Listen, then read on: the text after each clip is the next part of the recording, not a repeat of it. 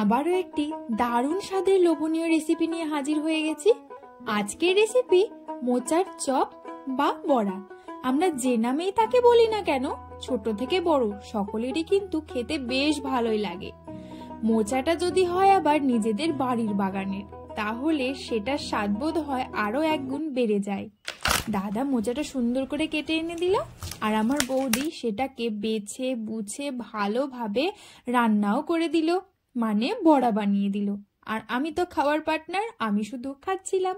মোচাটাকে ছাড়িয়ে মোচার এইগুলোকে ভালো করে বেছে নিতে হয়, সেই কাজটাই বৌদি করে নিচ্ছিল। এরপর মোচাটাকে ভালোভাবে কেটে তারপর সেদ্ধ হওয়ার জন্য বসিয়ে দেওয়া ছিল।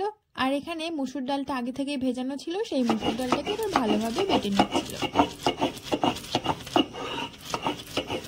ডাল বাটা হয়ে গেলে মোচা আর ডাল বাটা এর মধ্যে দিয়ে দিতে হবে স্বাদ মতো লবণ আর কয়েকটা কাঁচা লঙ্কা কুচি করে।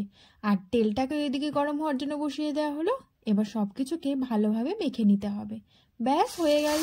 তারপর তেল গরম হলে একে একে বড়ার আকারে দিয়ে হালকা আছে উল্টে পাল্টে ভেজে নামিয়ে নিলেই তৈরি হয়ে গেল দারুণ স্বাদের মোচার চপ বা বড়া। আমার তো খেতে ভীষণ ভালো লাগে। বড়া বলুন চপ বলুন, এইগুলো আমার ভীষণই প্রিয়। কেমন লাগলো আজকের ভিডিওটা? ভালো লাগলে অবশ্যই চ্যানেলটিকে সাবস্ক্রাইব করে আমার পাশে থাকবেন। ধন্যবাদ।